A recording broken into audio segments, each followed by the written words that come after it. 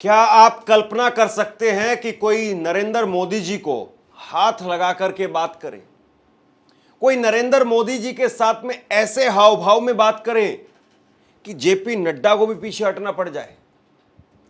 क्या आप कल्पना कर सकते हैं कि नीतीश कुमार नरेंद्र मोदी के सामने ऐसी तनातनी करते हुए दिखाई दें कि सम्राट चौधरी के चेहरे के हाव भाव उड़ जाएं?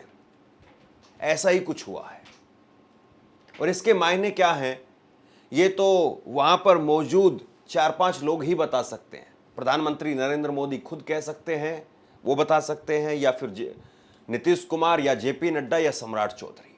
लेकिन कुछ तो हुआ है। तस्वीरें निकल करके सामने आई दिल्ली के अशोका होटल से, और दिल्ली के अशोका होटल में एनडीए के मुख्यमंत्रियों के साथ, उप मुख्यमंत्रियों के साथ नरेंद्र मोदी जी की बैठक थी। और उसके बाद में एक वीडियो वायरल हो गई। कहा तो यह भी जा रहा है कि नीतीश कुमार इस बैठक में बहुत ज्यादा देर तक रुके भी नहीं, निकल गए। सब जानते हैं कि इस वक्त में नरेंद्र मोदी की सरकार बैसाखियों की सरकार है, नीतीश और नायडू की सरकार है। नायडू पहले दिन आते हैं लेकिन दूसरे दिन नहीं आते हैं, नीतीश पहले दिन नहीं आते हैं, दूसरे दिन आते हैं। अब इसका क्या मतलब समझा जाए? चंद्रबाबू नायडू मुख्यमंत्रियों के साथ में जब बैठक होती है तो उसमें आते हैं, लेकिन एनडीए के मुख्यमंत्रियों के साथ जब बैठक हुई उसमें नहीं आते हैं। नीतीश कुमार जब मुख्यमंत्रियों की बैठक होती है नीति आयोग की, उसमें नहीं आते हैं, दिल्ली में ही मौजूद थे। लेकिन दूसरी तरफ जब एनडीए के मुख्यमंत्रियों की बैठक हुई तो उसमें नीतीश कुमार आ जाते हैं और हाव भाव बहुत कुछ कहते हैं। जरा ये तस्वीर देखिए, नरेंद्र मोदी यहां पर हैं, नीतीश कुमार हैं, जेपी नड्डा हैं, सम्राट चौधरी है। नीतीश कुमार तकरीबन हाथ लगा करके नरेंद्र मोदी को अपनी तरफ आकर्षित कर रहे हैं, अपनी तरफ देखने के लिए बोल रहे हैं, और संभवतः कुछ बात हो रही है, हाथ हिलाए जा रहे हैं। और पहली बार जरा गौर से इस तस्वीर को देखिए आप। अभी तक बहुत सारी तस्वीरें निकल करके सामने आई कि मोदी जी के पैर छू लिए, मोदी जी का हाथ पकड़ रहे हैं, मोदी जी का ये कर रहे हैं नीतीश कुमार। यानी एक तरीके से कहा गया कि नीतीश कुमार की जो सेहत है वो ठीक नहीं है।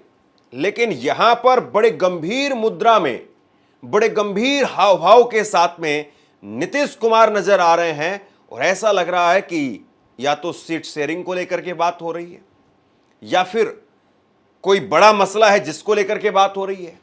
लेकिन बिल्कुल सीरियस हाव भाव के साथ में, बिल्कुल सीरियस होकर के यहां पर बातचीत हो रही है। और प्रधानमंत्री उन्होंने ये भी नहीं देखा कि नड्डा यहीं खड़े हैं, उन्होंने ऐसे हाथ कर दिया, नड्डा और हाथ से और पीछे चले गए। दोस्तों, ये तस्वीरें, इस तरह की तस्वीरें वो अपने आप में राजनीति का ट्यून बताने का काम करती है कि राजनीति की ट्यूनिंग किस तरीके से है। और अभी भी आज की एक तस्वीर और आई है नीतीश कुमार की, जरा ये तस्वीर देखिए आप। ये बिहार में ही नीतीश कुमार थे और वो नियुक्ति पत्र बांट रहे थे, नौकरियों के नियुक्ति पत्र बांट रहे थे। और यहां पर एक अधिकारी आता है नीतीश कुमार का स्वागत करने के लिए, नीतीश कुमार को एक गुलदस्ता देता है, और नीतीश कुमार उससे गुलदस्ता लेकर के गुलदस्ता उस अधिकारी के सिर पर रख देते हैं। बड़ी अजीब स्थिति है। अधिकारी वहां से चला जाता है, लोग तालियां बजाते हैं। जब ऐसी तस्वीरें निकल करके सामने आती हैं तो पता लगता है कि नीतीश कुमार की शायद सेहत ठीक नहीं है, इसलिए वो ऐसी हरकतें कर रहे हैं, ऐसी उटपटांग तरीके से काम करते हुए नजर आते हैं, ऐसी हरकतें करते हुए नजर आते हैं। लेकिन जब नीतीश कुमार इस तरीके से नजर आए प्रधानमंत्री के साथ में, तो ऐसा लगा कि जो उटपटांग हरकतें की जा रही हैं वो लोगों का ध्यान भटकाने के लिए की जा रही है। जो उटपटांग हरकतें की जा रही हैं वो लोगों का टेंशन कहीं और लेकर के जाने की कोशिश है। लेकिन नीतीश कुमार पूरे सीरियस हैं, और पूरे सीरियस होकर के मोदी से बार्गेनिंग करते हुए नीतीश कुमार नजर आ रहे हैं। अब जरा गणित को समझिए, 243 सीटें हैं, 243 सीटें हैं, और कहा यह जा रहा है कि बीजेपी 100 सीट से ऊपर देने के लिए तैयार नहीं है, जबकि नीतीश कुमार कम से कम 115 सीटों पर अड़े हुए हैं। बीजेपी कह रही कि आपको 100 सीट देंगे, या तो आप स्थानीय जो बाकी की पार्टियां हैं उनको अपने साथ एडजस्ट करिए, या फिर आप 90 सीट लेकर के 80 सीट लेकर के एक तरफ हो जाइए, बाकी लोगों को हम एडजस्ट करते रहेंगे किसको कितनी सीट देनी है। लेकिन नीतीश कह रहे हैं कि नहीं, किसको कहां एडजस्ट करना है आप देखिए, मुझे 115 सीट दीजिए। अब इस बात में कितनी सच्चाई है ये तो कह नहीं सकते, ये वक्त आने पर ही पता चलेगा, जब सीटों की टिकटों का घोषणा की जाएगी तभी पता चलेगा। लेकिन तस्वीरें बहुत कुछ कहती हैं। जरा ये तस्वीर देखिए, जब नीतीश कुमार ग्रुप फोटो में खड़े हैं तो प्रधानमंत्री नरेंद्र मोदी हैं, उनके बगल में राजनाथ सिंह हैं और तीसरे नंबर पर फिर नीतीश कुमार को यहां पर जगह मिली है। तो यहां पर भी नीतीश कुमार जो है वो एक तरीके से प्रमुख भूमिका में दिखाई दे रहे हैं। दूसरी तस्वीर देखिए आप, यहां पर भी सीटिंग पोजीशन पर सेम नीतीश कुमार को यहां पर भी जगह मिली हुई है। तो नीतीश कुमार की जगह नरेंद्र मोदी समझते हैं कि कहां पर है और उनको इंपॉर्टेंस देनी पड़ेगी। ऐसा नहीं है कि आप नीतीश कुमार को इग्नोर कर पाए। अब जरा एक और तस्वीर देखिए जिसमें चंद्रबाबू नायडू नजर आ रहे हैं। यह नीति आयोग की बैठक थी, लेकिन इस नीति आयोग की बैठक में नीतीश नहीं पहुंचे और भाजपा ने 40 सेकंड की यह वीडियो जारी की है। इसमें भगवंत मान वो तो तकरीबन मोदी के सामने नतमस्तक ही हो गए। कांग्रेस के भी मुख्यमंत्री दिखाई दे रहे हैं, रेवंत रेड्डी, लेकिन सहज भाव से मिले। बाकी इसमें तस्वीरों में दिखाई दिया हेमंत सोरेन, लेकिन उन्होंने भी सहजता के साथ में मुलाकात की। लेकिन इस 40 सेकंड की वीडियो में एक और बात है जो पकड़ने वाली है। 23 सेकंड तक जो वीडियो बीजेपी की तरफ से जारी की गई उसमें सभी मुख्यमंत्री हैं और आखिरी के 23 सेकंड में सिर्फ 3 ही मुख्यमंत्री हैं, 2 मुख्यमंत्री, एक प्रधानमंत्री स्वयं, जिसमें तमिलनाडु के मुख्यमंत्री एमके स्टालिन और आंध्र प्रदेश के मुख्यमंत्री चंद्रबाबू नायडू।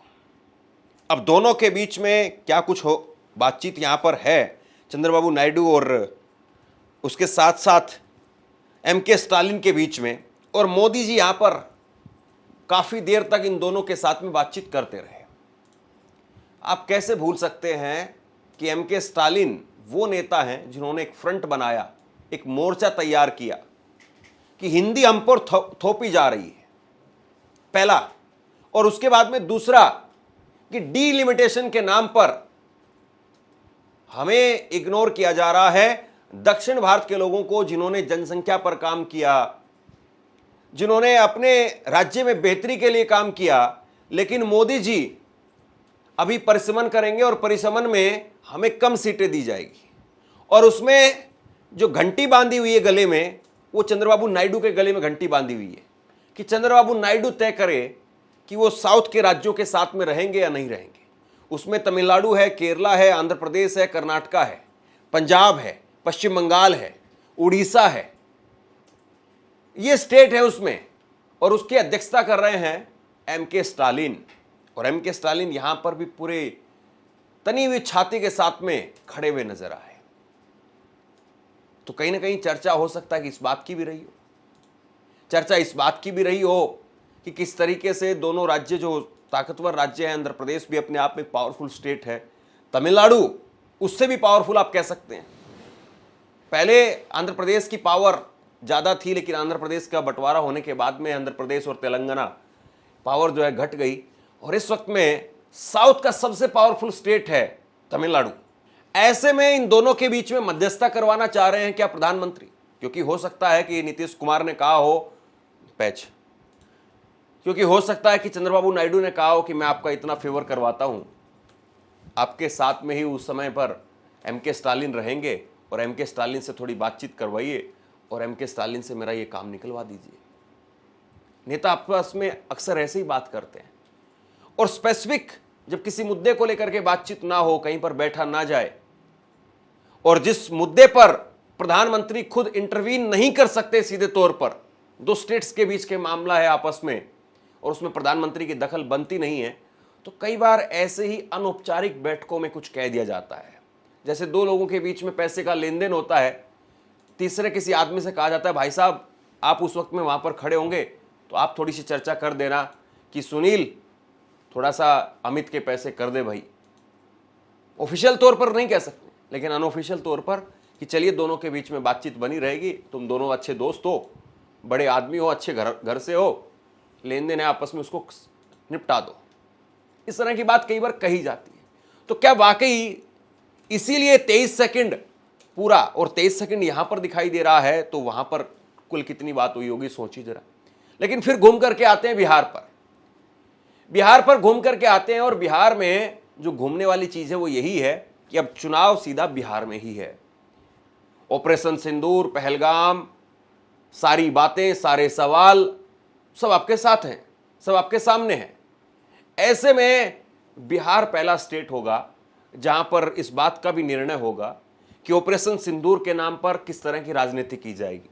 ये भाषणों में हम देखें, ये भी हम देखेंगे कि पहलगाम को लेकर के या सीज फायर को लेकर के जनता के बीच में एक बड़ा तबका ऐसा है जो सवाल पूछ रहा है, क्या वो नाराजगी जताएगा अपनी, और वो नाराजगी वोटों के तौर पर होगी? क्या बीजेपी का भी एक बड़ा तबका ये कह रहा था कि नहीं, इस बार अच्छा मौका था, पीओके को ले लेना चाहिए था, नहीं ले पाए नरेंद्र मोदी, कमजोरी दिखा दी उन्होंने अपनी। तो क्या वो तबका जो ये बातें बोल रहा था, क्या वो तबका तब तक जो के तो सवालों के साथ में बरकरार रहेगा और मोदी को उसका एक बड़ा खामियाजा उठाना पड़ेगा? एक बड़ा सवाल है।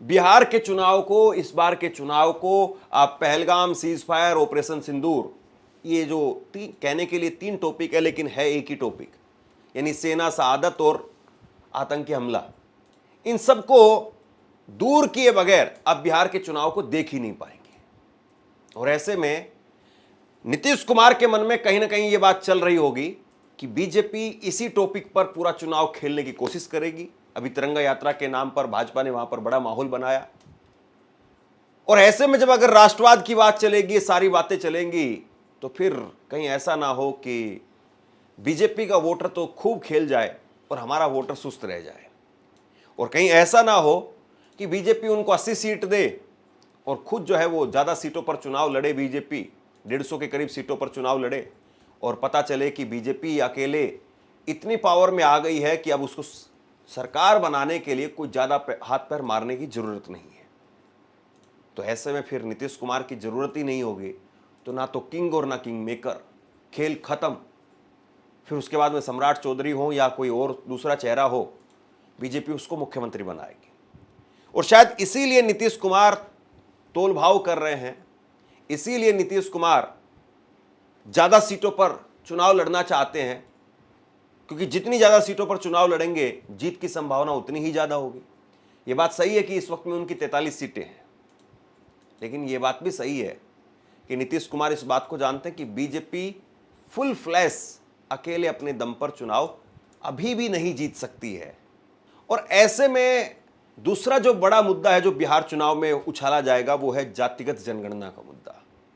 अब जातिगत जनगणना से, ऑपरेशन सिंदूर से नीतीश कुमार के मन में चल रहा होगा कि कहीं ऐसा ना हो कि जो जातिगत जनगणना के नाम का वोटर है वो भी भाजपा की तरफ चला जाए, राष्ट्रवाद के नाम का जो वोटर है वो भी भाजपा की तरफ चला जाए, भाजपा खुद 150 सीटों पर चुनाव लड़े और उसके बाद में हमें कुछ मिले ही नहीं, तो हम कुछ कर पाने की हालत में ही ना रहे। तो इसीलिए आज ही अपना जो पलड़ा है वो भारी करके रखिए। आज अपने आप को 4 कदम आगे रखेंगे तो चुनाव आते आते कम से कम 2.5-3 कदम तो आगे रहेंगे ही। अगर आज 2 कदम पर संतोष कर जाएंगे तो फिर चुनाव आते आते भाजपा पता है किस तरीके से खेल करती है। और फिर उसके बाद में एक बड़ा खेल ये भी होता है कि बहुत सारी सीटों पर ऐसे उम्मीदवारों को उतार दिया जाता है, ऐसे उम्मीदवारों को टिकट दी जाती है कि जो भाजपा के समर्थन वाले उम्मीदवार हो। क्योंकि कई बार ऐसा देखने को मिला है कि भाजपा न केवल जो है वो सीटों के मामले में भी कॉम्प्रोमाइज करवा देती है, बल्कि ये भी कह देती है कि टिकट किसको दिया जाएगा वो भी हम लोग तय करेंगे। तो नीतीश कुमार को इस बात का भी डर होगा। एक मसला और है जो बिहार चुनाव में अब पता नहीं उसका कितना असर रहेगा, लेकिन आज की तारीख में उसकी बहुत चर्चा है, और वो है लालू यादव के परिवार का चर्चा। लालू यादव के परिवार की चर्चा हो रही है, तेज प्रताप यादव की चर्चा हो रही है, उनकी पत्नी और एक लड़की अनुष्का यादव जिसकी फोटो वगैरह वायरल हुई उसकी चर्चा है। अब नीतीश कुमार इस बात को भी जानते हैं कि जब वो प्रधानमंत्री नरेंद्र मोदी यानी खुद नीतीश कुमार के डीएनए पर सवाल उठा सकते हैं, तो लालू के परिवार और लालू के परिवार में इस वक्त में जो कुछ चल रहा है, चुनाव तक इसको भूलने नहीं देंगे और चुनाव तक इसको ठंडा भी नहीं होने देंगे। तो उसका क्या असर पड़ेगा? सारी चीजें नाप तोल करके देखी जा रही हैं। और इस वक्त में जो पिछली बार चिराग पासवान ने नुकसान किया नीतीश कुमार का, इस बार वो किसके साथ में किस तरीके से उठेंगे और किस तरीके से बैठेंगे, किस तरीके से वो अपने लोगों को निर्दलीय लड़ाएंगे, बहुत सारी चीजें हैं। तो कैमरों पर नीतीश कुमार जो हंसी ठिठोली करते हुए नजर आते हैं, या कैमरे पर ये लगता है कि नीतीश कुमार तो बहुत एक किस्म से जो है वो पगलैट शब्द तो ठीक नहीं होगा, लेकिन एक किस्म से ऐसे नेता के तौर पर उभर करके सामने आ रहे हैं जो अब मैच्योर नहीं रहे, जो अब जो है वो हंसी ठिठोली वाले नेता बन गए हैं। उनके स्वास्थ्य को लेकर के सवाल, लेकिन जब हकीकत में बैठक हुई या हकीकत में जब चर्चा हुई तो बहुत सीरियस नजर आ रहे हैं। और नीतीश कुमार की ये सीरियसनेस मोदी के चेहरे पर भी तनाव साफ तौर पर दिखा गई। तो बहरहाल पिक्चर अभी बाकी है, खेल तो अभी शुरू भी नहीं हुआ है, और देखते हैं कि नीतीश कुमार और मोदी के बीच में ये खींचतान, ये तनातनी किस हद तक, कहां तक और कैसे, क्या रंग दिखाती है। आप क्या सोचते हैं? नीचे कमेंट बॉक्स में लिख करके जरूर बताइए। इस वीडियो को शेयर कीजिए और इसी तरह की तमाम खबरों के लिए ऑनलाइन न्यूज़ इंडिया को सब्सक्राइब कीजिए। धन्यवाद।